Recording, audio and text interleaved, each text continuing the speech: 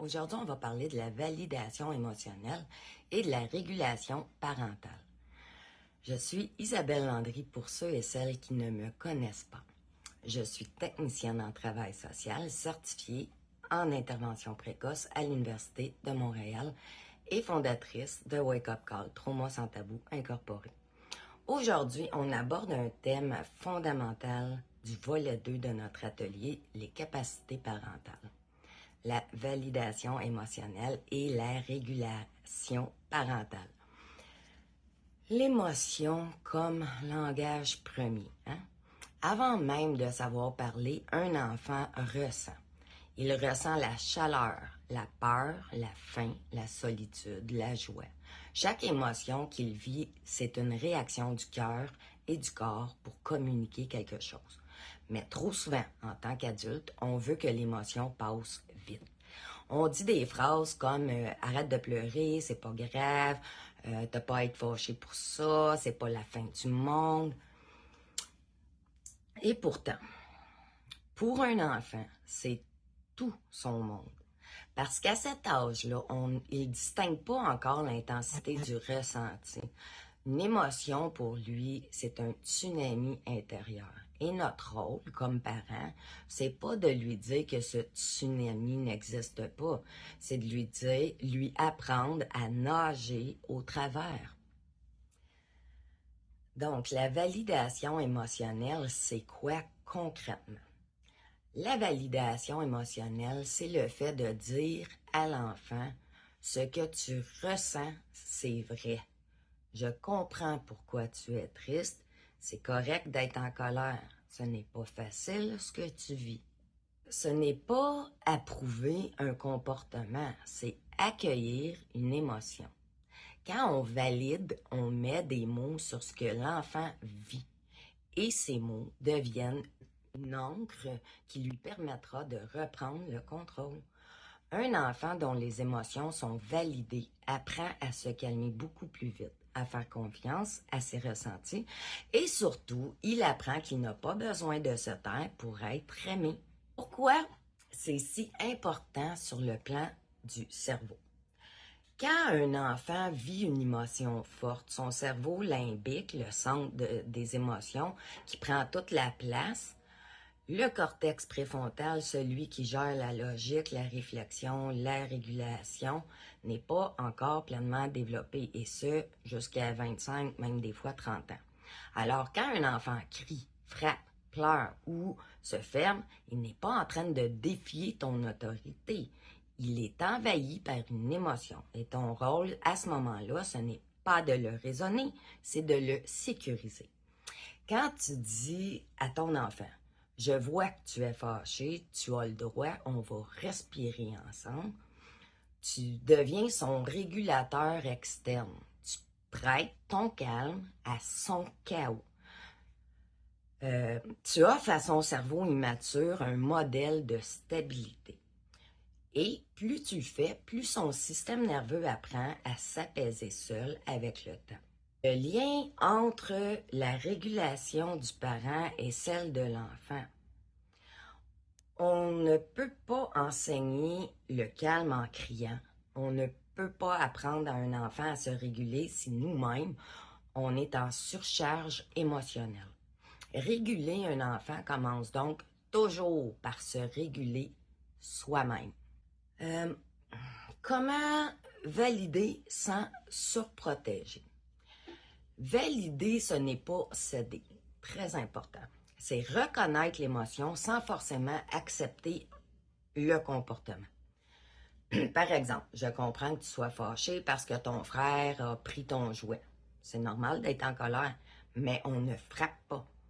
On peut parler puis trouver une solution ensemble.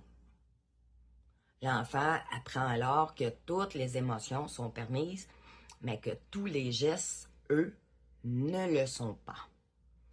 C'est une distinction essentielle entre limite et répression. Des outils de régulation pour les parents. Avant de réguler ton enfant, régule ton souffle. Quelques outils très simples là, sont la respiration 4, 7, 8, inspire 4 secondes, retiens 7 secondes, expire 8 secondes. Ou une pause consciente. Tu sais, avant de répondre, prends 3 secondes pour respirer profondément et réfléchir en même temps. Sinon, changer d'espace. Là. Si tu sens ta colère monter, éloigne-toi physiquement quelques secondes et reviens quand tu es au calme. Également, l'ancrage corporel. Mets une main sur ton cœur et l'autre sur ton ventre, puis rappelle-toi que tu n'as pas besoin d'être parfait, mais que tu as besoin d'être juste présent. Chaque fois que tu vas te réguler, ton enfant va apprendre que la sécurité, ça se construit. Pour les enfants, hein, voici peut-être quelques petites techniques que tu peux mettre en application et lui apprendre. La respiration du ballon. T'sais, on gonfle le ventre comme un ballon et on le dégonfle lentement. On le gonfle, on dégonfle. La main des émotions, hein, on compte les doigts en respirant 5 fois. 1, 2, 3, 4, 5. Le coin calme, c'est pas une punition, hein, c'est un coin avec une peluche, un coussin, un sablier, pour qu'il se calme. Les mots du cœur. Je me sens triste quand. J'ai besoin que. Je veux dire que. L'enfant va apprendre que son émotion n'est pas dangereuse, qu'elle est une information pour avoir une réponse à ses besoins. Quand l'enfant n'arrive pas à se calmer, il y a des moments où même la meilleure des bienveillances ne suffira pas. Là, il n'y a pas de baguette magique dans l'éducation. Où l'enfant va hurler, se débattre, ou se ferme. Mais c'est là que la régulation parentale devient nécessaire, même la clé. T'sais. Tu peux simplement dire, je suis ici, je suis pas fâchée, je vais attendre avec toi. Même sans parler, là, ta présence va réguler l'enfant. Ton calme va devenir un message beaucoup plus fort que 1000 mots que tu vas dire. Et si tu craques, parce qu'on est tous humains, hein, puis on peut craquer, ben souviens-toi qu'il est toujours possible de réparer. Hein, tout à l'heure, j'ai crié après toi, j'étais stressée, ce n'est pas ta faute, je m'excuse, j'aurais voulu faire mieux, puis la prochaine fois, je vais prendre un pas de recul avant de répondre. T'sais. Cette phrase vaut plus qu'un long discours, elle va enseigner la responsabilité émotionnelle et également la réparation émotionnelle. Hein, à vos enfants, là. Le piège du soi fort, ce qu'on reproduit, là, dans le fond, sans vouloir. T'sais. Beaucoup d'entre nous ont grandi dans des environnements où l'émotion n'était pas accueillie comme aujourd'hui. On a appris à se taire, à être fort, à pas déranger, mais tu sais, ces réflexes transmis sans le vouloir deviennent des blessures silencieuses intergénérationnelles. Là. Valider un enfant, c'est aussi rompre ses modèles anciens. C'est lui apprendre que la force, ce n'est pas de rien ressentir, c'est d'avoir le courage de ressentir et de rester en lien. Un exemple concret. Le parent pressé, toujours pressé. Tu es en retard, ton enfant pleure parce qu'il veut mettre, par exemple, ses bottes toute seule. Tu sens la tension monter, tu vas être en retard. Il y a 2 choix qui se présentent. Hein? Forcer de crier, dépêche-toi, ou t'accroupir, respirer et dire « Je vois que tu veux le faire toute seule, c'est correct. On est un peu pressé, je t'aide cette fois-ci, puis la prochaine fois, on prendra plus de temps. On se réveillera plus tôt, par exemple. » Ce petit moment change tout, là. Ça peut briser l'élan de l'autonomie. L'impact à long terme, un enfant dont les émotions sont reconnues devient un adulte qui s'écoute. Il va développer l'empathie, la résilience, la confiance. Il n'aura plus besoin de se couper de lui-même pour penser être aimé des autres.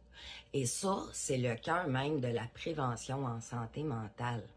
La validation émotionnelle est une base de sécurité intérieure qui traverse toute une vie. Pour terminer, c'est sûr qu'aujourd'hui, on a exploré ce que c'est que de valider les émotions et comment la régulation parentale est un acte d'amour, de transmission et de prévention. Alors, je t'invite ce soir à observer. Quand ton enfant vit une émotion, plutôt que de réagir, respire, observe, accueille. Dis-toi que chaque émotion validée, c'est une graine de confiance plantée dans le cœur de ton enfant et que chaque fois que tu t'autorises à être humain, tu lui enseignes qu'on peut aimer, réparer et recommencer.